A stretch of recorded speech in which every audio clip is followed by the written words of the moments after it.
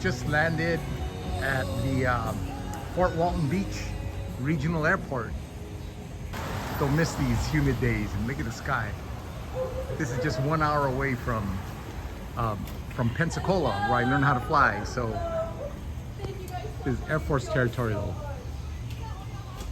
That big F-15 display. It's a nice small airport here. Just waiting for my aunt. Right in the hole.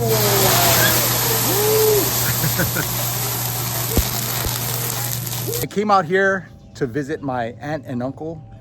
They're not my blood relative aunt and uncles, but they're pretty much like family. I've known them for 30 years, and my aunt was a very hardworking woman. She retired, so she's walking the walk as well. She retired early. She was a naval officer, was a captain. I'll tell you the story about how we met in a second. But as a naval captain, she worked for 20 years. 20 years is the minimum for you to retire. And I asked her when she retired, and she said 20 years, 0 days. Right when she was eligible, boom, she retired. She was a psychiatrist in the Navy, and that wasn't her only job. She was a reservist, and her main job was being a psychiatrist at a clinic. So I visited them like I've promised them I was doing all these years, and when I finally retired, finally had a chance to do the important things like visit family and friends, and that's what I'm doing. I came out here to visit. I was gonna make a video before I came out here. I was gonna make a video of, you know, hey, I'm gonna go to the beach, I'm gonna do this, I'm gonna go to all these restaurants and show people what Fort Walton Beach is about, kind of almost like a travel vlog. But unfortunately, I made a rookie mistake. I did not check the weather. You know, as pilots, that's a cardinal sin, right? You always want to check the weather to where you're going, because if you're going to land there, you want to make sure you're able to land at that time. And if not, then you divert, go to a different airfield. But, you know, me being so excited about seeing, you know, family pretty much that I haven't seen in decades, just stayed in touch with Christmas cards and on the phone. I got so excited, I just packed really quick. I didn't even pack the right way either. I didn't check the weather. So I have a lot of beach gear and shorts and trunks. And unfortunately, once I landed here, it was raining. It's still humid and hot, but it was raining. And it's expected to rain for the next few days while I'm here, all the way until I leave. So all my plans, you know, if I had not retired and I had come out here, spent my hard-earned money, my hard-earned limited vacation days, maybe I would be bummed out and a little bit disappointed. But because I retired and I have all this time now, yeah, I did spend money on the ticket, but I get to spend more time with my aunt and uncle, which is great. You know, I mean, the beach and all that stuff can wait. I have plenty of time. Retirement is great. I have the rest of my life to do that kind of stuff. So for right now, I'm hanging out at their house. They invited me to come here, and you can see they live near the bayou. I thought this was a river, but then my aunt corrected me and said, no, it's not a river, it's a bayou. It's basically a bay that leads out into the ocean. So her mind is still sharp. She's like 86 years old, very sharp. She still corrects me on fine little terms like river versus bayou, or, you know, she corrects me on things. She still remembers my mom's name, all this other stuff. I mean, very sharp at 86 years old. And now that I think about it, she's like the oldest person that I know that's still alive. It's pretty amazing. And as you can see, she's done very well for themselves, for her and her husband. Her husband worked as well. But my aunt, the way I met her was, I was in about, 25 years ago when I was a young ensign, the lowest level of officer, going to flight school in Pensacola. I was checking into the BOQ, the Bachelor's Officer Quarters, and my aunt, she was in her khakis, in her uniform, getting her room for her duty, checking in as well at the lobby there, front desk.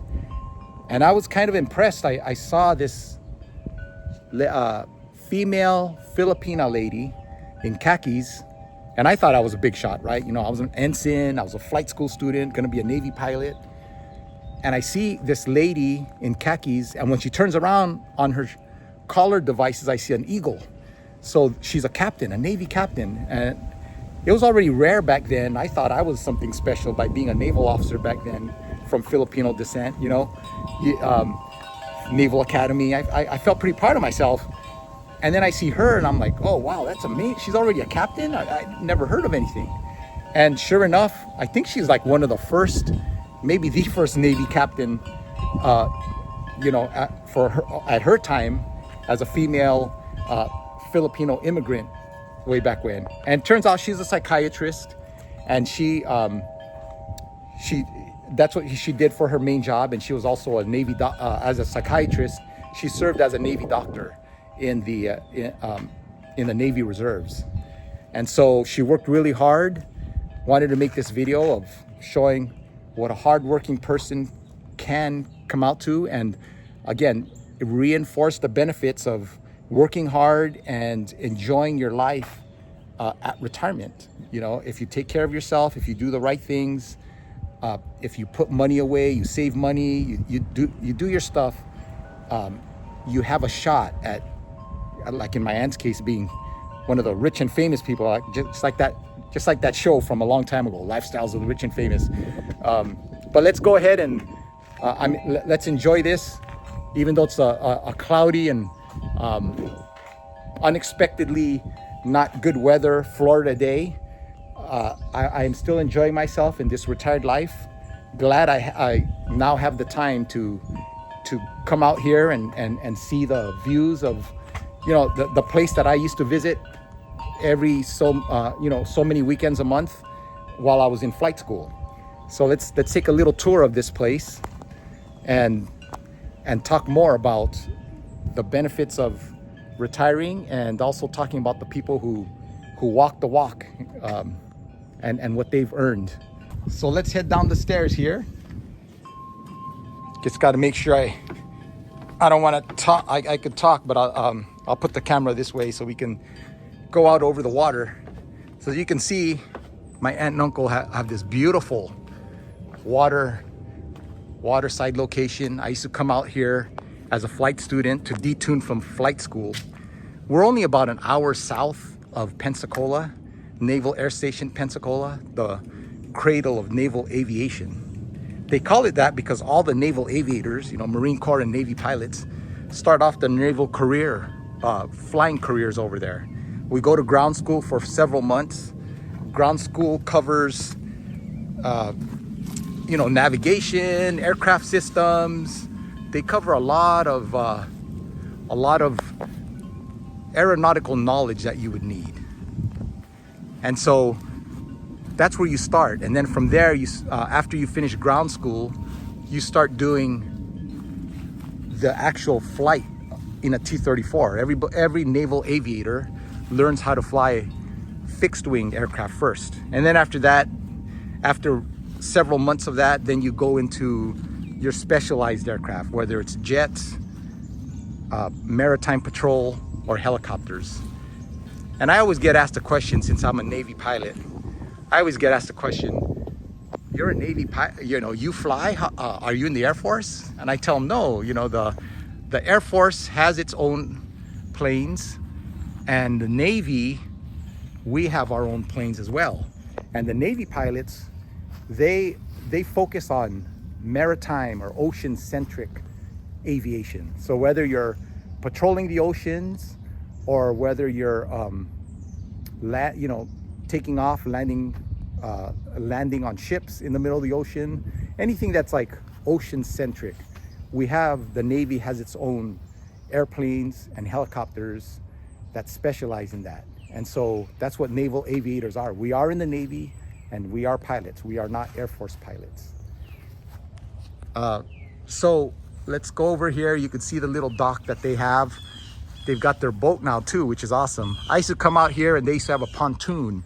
And I remember the pontoon was out here, and it was a nice slow cruising boat. And now they have this Boston whaler. They don't take it out much, so they don't go crazy too much. And there's the name of the boat, Sweet Ophelia, my auntie Ofie. And this is their little pier dock and their backyard. And their neighbors are pretty successful folks too. Like, one of them is an emergency room physician, and the other person is anesthesiologist. So this is a very nice area of Fort Walton Beach, And like I said, my initial plan was to come out here, see them, but then have it all filled with all these activities such as going to the beach, going to the restaurants. But I don't regret it. You know, this bad weather, you know, I just have extra time now to do what I primarily came out here to do. And got to speak to my aunt more, and I asked her how she felt about retirement. Of course, she's been retired a lot longer than me. She probably retired my age. I think she was in her late 50s when she retired. I gotta ask her. But I asked her if she regretted retiring early, how she could have even made more money. And she said no, she's lived her life. She had enough. She has her house. And for the past 30 something years, she's been traveling. And I asked her, well, are you gonna travel this year? What are your plans this year? And she was telling me how she's slowing down, and how she's just basically slowing down as she's getting older.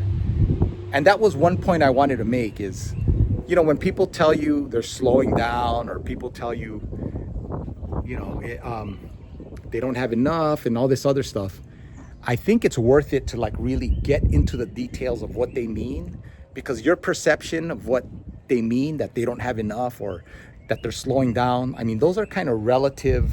They're like qualitative words. They're not really quantity specific driven, right? If somebody says they're slowing down, I mean, what does that actually mean? I mean, in your mind, you might think they're just going to be in a wheelchair forever and not do anything else. So in her case, when I said, well, okay, you're slowing down, so what are you going to do?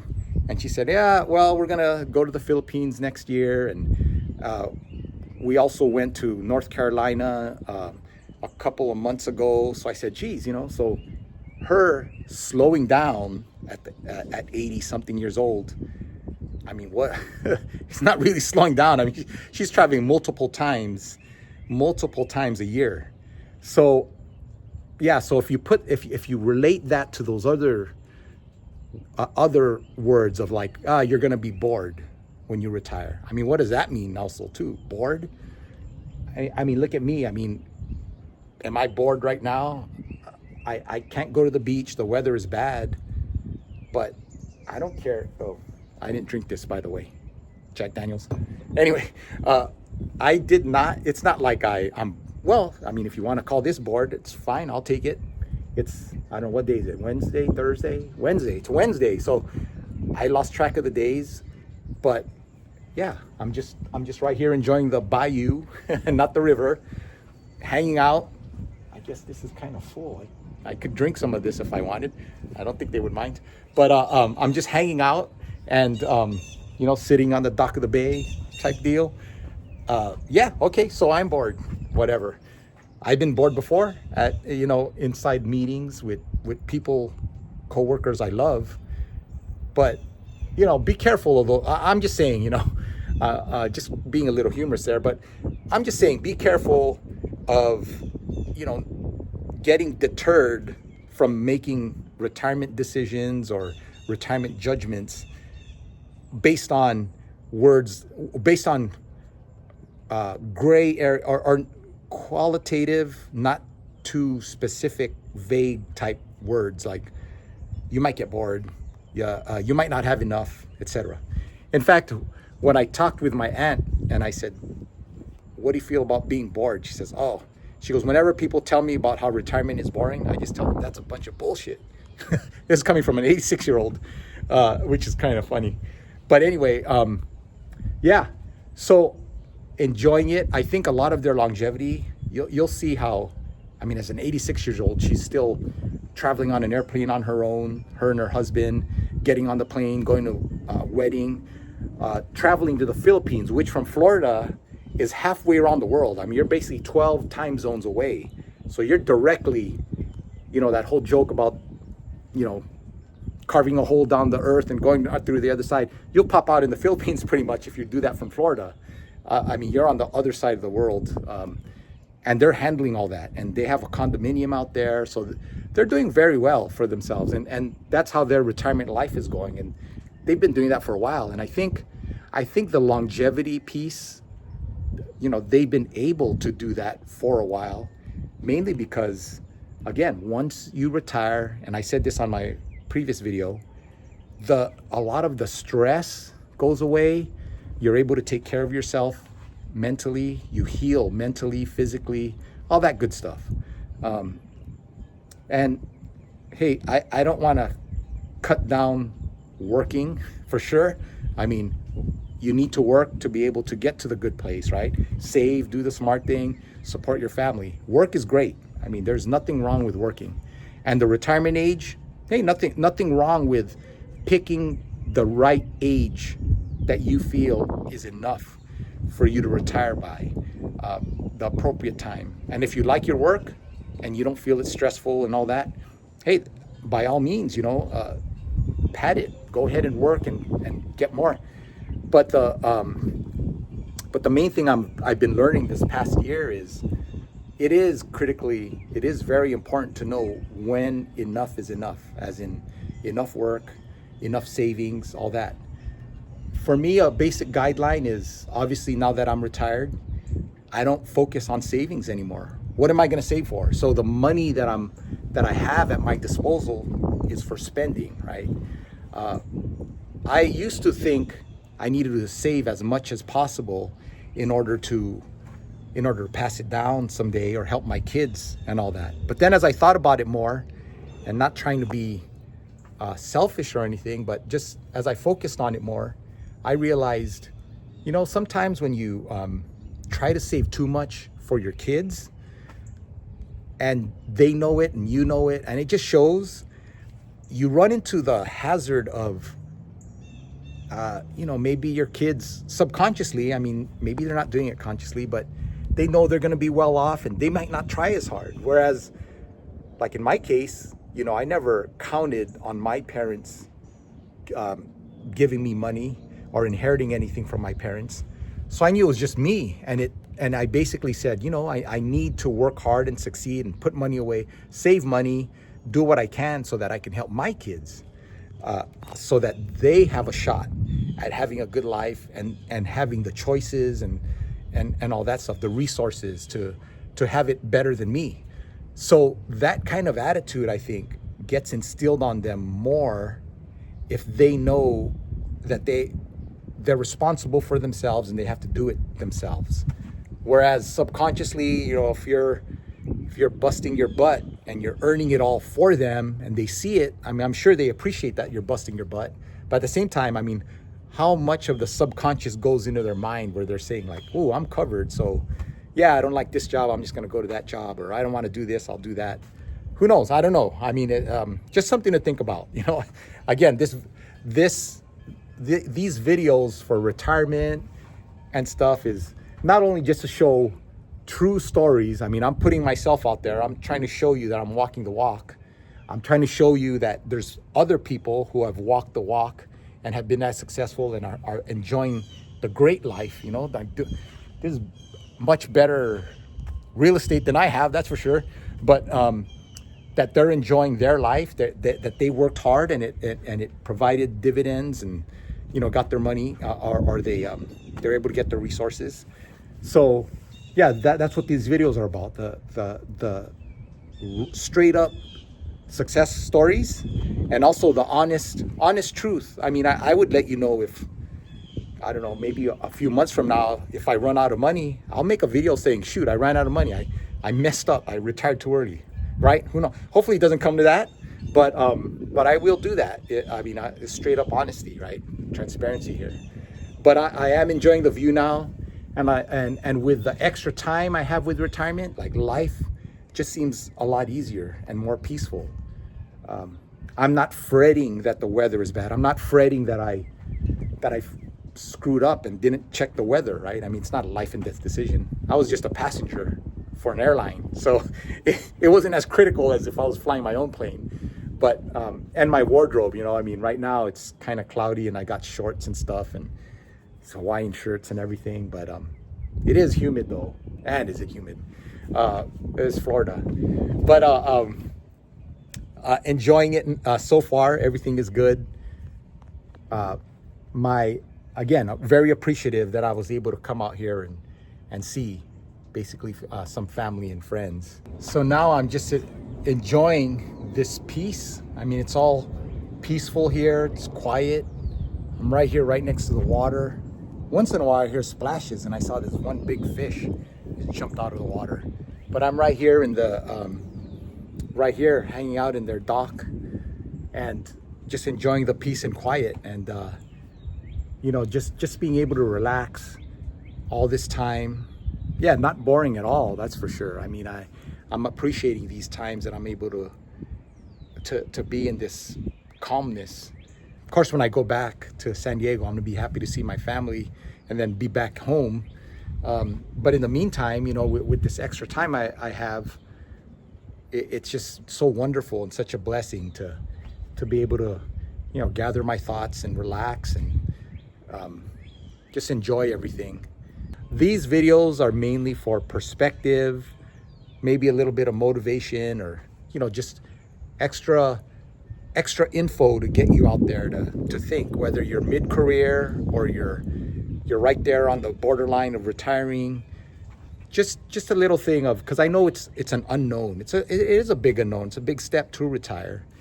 I kind of went into the unknown, just gambling, taking that calculated risk, and so far it's worked out. So I realize now that, you know, that number, the folks, you know, how much money do you really need before you retire? What number is enough? Just take a hard look at that, see what you could clear. I didn't realize I just needed this little, and I'm still able to enjoy it. So really thankful for that. And again, hopefully these messages, this all this info will help you decide on, just give you more data points to make you make a good decision on when the right time is to retire. Because the other side is sweet. All I have to say though is, before you jump over to before you do retire, work your way into that position where you will be fine retiring. And what I mean by that is physically, mentally, financially, you know, resource-wise, all that stuff. Try to plan ahead. If you're young and you have the time, that's great. Time is on your side. Take decades to save. You're gonna be just fine. We'll end it on this beautiful view, these views of this bayou.